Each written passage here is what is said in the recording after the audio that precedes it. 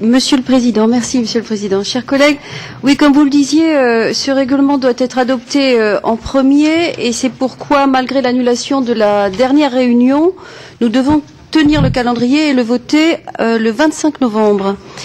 Sur le fond, comme je vous l'ai déjà présenté, début septembre, le nouveau règlement reprend et réunit généralement des dispositions qui sont déjà existantes dans un texte unique. 3 innovations cependant sont à noter.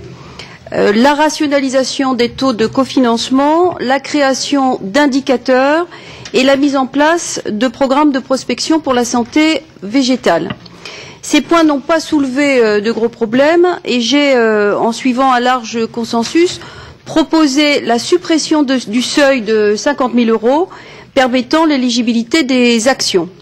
Le problème majeur n'est pas là en réalité. Le problème majeur a été que le budget alloué à cette politique est désormais placé sous la rubrique 3 du cadre financier et ce changement de ligne budgétaire limite l'accès à la réserve de crise agricole pour les situations d'urgence qui sont liées à la santé animale et végétale.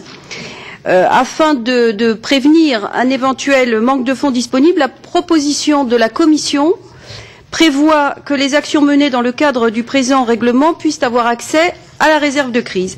Il y a eu de nombreuses critiques émises quant à cette passerelle. Malheureusement, le délai de dépôt du rapport ne m'a pas permis, dans un premier temps, de recevoir tous les avis sur ce sujet. C'est pour cette raison que mon rapport laisse la question ouverte. Aucun amendement n'avait été déposé au sujet de l'article 5. Mais ça ne veut pas du tout dire que je soutenais la solution et la proposition de la Commission européenne. Simplement que ce point-là n'avait pas été tranché. Depuis, un large consensus s'est formé et s'est constitué pour la suppression de cet article. De grandes craintes ont été exprimées en effet de différentes directions au sujet de l'impact sur les paiements directs qu'un accès à la réserve de crise pouvait entraîner.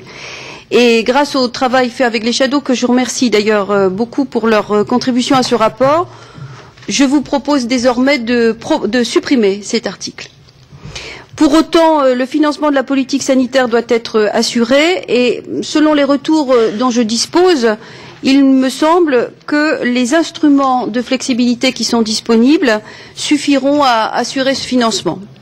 Je vais donc déposer des amendements en ce sens. Pour le reste, mon rapport contient, nous en avons beaucoup parlé, plusieurs demandes d'actes délégués et aussi la réintégration de la liste des maladies animales dans l'acte de base en annexe. Ça me semble important. Plusieurs coûts éligibles ont enfin été ajoutés, soit parce qu'ils ont été oubliés, entre guillemets, par la Commission dans sa proposition, soit parce qu'ils correspondent à de nouvelles orientations de la politique sanitaire. Le dépôt d'amendements est fixé à demain midi, après-demain midi. C'est un délai court, mais malheureusement c'est un délai nécessaire si on souhaite tenir les délais. Donc par avance, je vous remercie de vos remarques. Je voulais simplement vous dire en 2 phrases quelque chose qui me tient à cœur et qui n'a pas à voir avec ce dont nous débattons aujourd'hui, mais je vous prie de me pardonner pour mon retard de tout à l'heure. C'était simplement que, certains le savent déjà, il y a évidemment une crise agricole et agroalimentaire majeure en Bretagne, en France, en Bretagne, dans mon eurocirconscription, ce qui représente 140 000 emplois entre la pêche, l'agriculture et l'agroalimentaire. Une manifestation a eu lieu à la préfecture dans mon département samedi, qui a été très violente.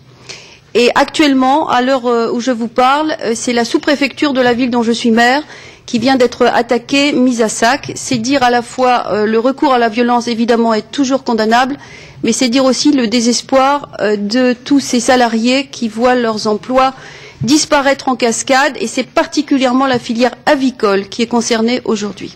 Merci.